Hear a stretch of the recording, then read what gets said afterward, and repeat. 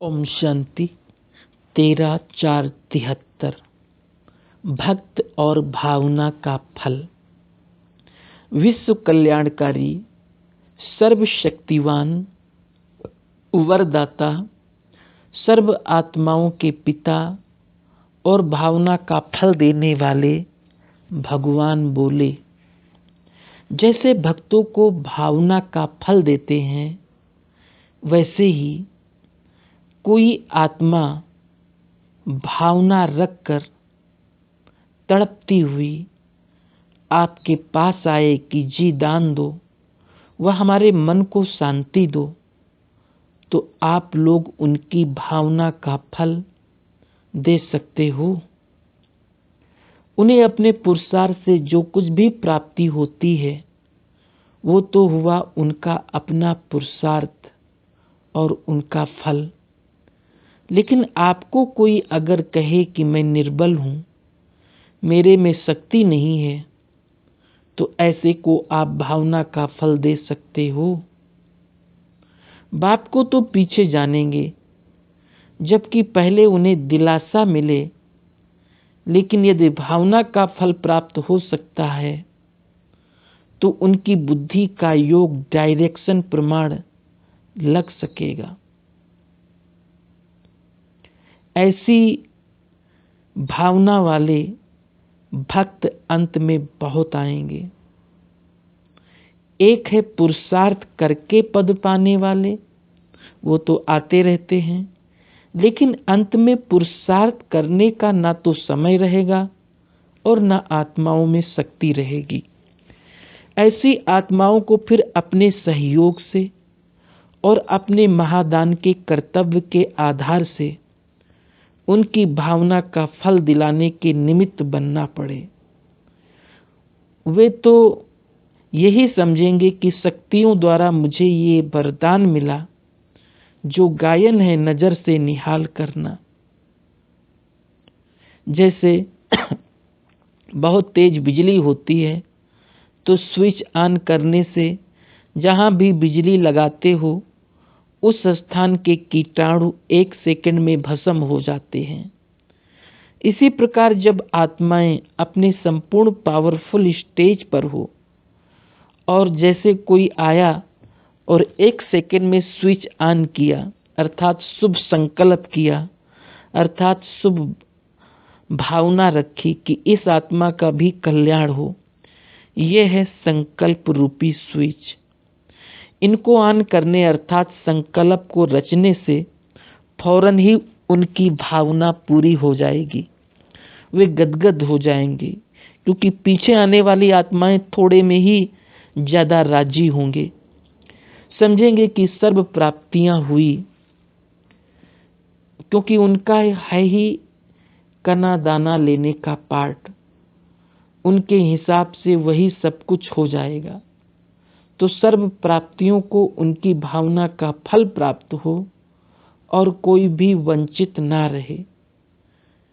इसके लिए इतनी पावरफुल स्टेज अर्थात सर्व शक्तियों को अभी से अपने में जमा करेंगे, तभी इन जमा की हुई शक्तियों से किसी को समाने की शक्ति और किसी को सहन करने की शक्ति दे सकेंगे। अर्थात जिसको जो आवश्यकता होगी उसको दे सकेंगे। जैसे डॉक्टर के पास जैसा रोगी जाता है, उसी प्रमाण उनको डोज देता है और तंदुरुस्त बनाता है। इसी प्रकार आपको सर्व शक्तियां अपने पास जमा करने का अभी से पुरुषार्थ करना पड़े, क्योंकि जिनको विश्व महाराजन बनना है, उनका पुरुषार्थ सिर्फ अपने प्रति नहीं होगा, अपने जीवन में आने वाले विघ्न व परीक्षाओं को पास करना, वो तो बहुत कॉमन है। लेकिन जो विश्व महाराजन बनने वाले हैं, उनके पास अभी से ही स्टॉक भरपूर होगा, जो कि विश्व के प्रति प्रयोग हो सके। तो इसी प्रकार यहाँ भी जो विशेष आत्माएं निमित्त बनेंगी, उनमें भी सभी शक्तियों का स्टॉक अंदर अनुभव हो, तब ही समझें कि अब संपूर्ण स्टेज की व प्रत्यक्षता का समय नजदीक है। उस समय कोई याद नहीं होगा। दूसरों के प्रति भी हर समय, हर सेकेंड, हर संकल्प सफल होगा। अभी तो अपने पुरुषार्थ व अपने तन के लिए समय देना पड़ता है, शक्ति भी देनी पड़ती है, अपने पुरुषार्थ के लिए मन भी लगाना पड़ता है। फिर ये स्टेज समाप्त हो जाएगी। फिर ये पुरुषार्थ बदली होकर ऐसा अनुभव होगा कि एक सेकंड भी और एक संकल्प भी अपने प्रति ना जाए, बल्कि विश्व के कल्याण के प्रति हो। ऐसी स्टेज को कहा जाएगा संपूर्ण अर्थात संपन्न। अगर संपन्न नहीं तो संपूर्ण भी नहीं, क्योंकि संपन्न स्टेज ही संपूर्ण स्टेज है। तो ऐसे अपने पुरुषार्थ को और ही महीन करते जाना है। विशेष आत्माओं का पुरुषार्थ भी जरूर न्यारा होगा। तो क्या पुरुषार्थ में ऐसा परिवर्तन अनुभव होता जा रहा है? अभी तो दाता के बच्चे दातापन की स्टेज पर आने हैं, देना ही उनका लेना है। तो अब समय की समीपता के साथ संपन्न स्टेज भी चाहिए। आप आत्माओं की संपन्न स्टेज ही संपूर्णता को समीप लाएगी। तो आप लोग अभी स्वयं को चेक करें कि जैसे पहले अपने पुरुषार्थ में समय जाता था, अभी दिन प्रतिदिन दूसरों के प्रति ज्यादा समय जाता है। अपनी बॉडी कॉन्शियस, देह अभिमान नेचुरली ड्रामा अनुसार समाप्त होता जाएगा। सरकमस्टांस प्रमाण भी ऐसे होता जाएगा। इससे ऑटोमेटिकली सोल कॉन्शियस होंगे। कार्य में लगाना अर्थात सोल कॉन्शियस होना। बगैर सोल कॉन्शियस के कार्य सफल नहीं होगा। तो निरंतर आत्म अभिमानी बनने की स्टेज स्वतः ही हो जाएगी।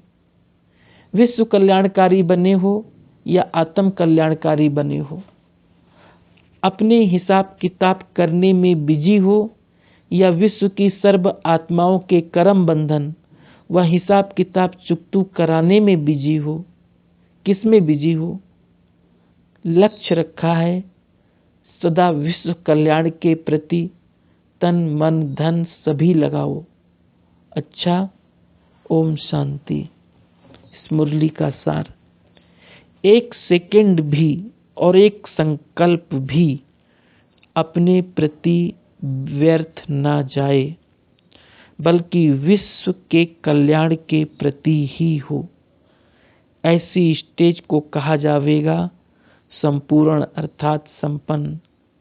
अगर संपन्न नहीं तो संपूर्ण भी नहीं, क्योंकि संपन्न स्टेज ही संपूर्ण स्टेज है। ओम शांति।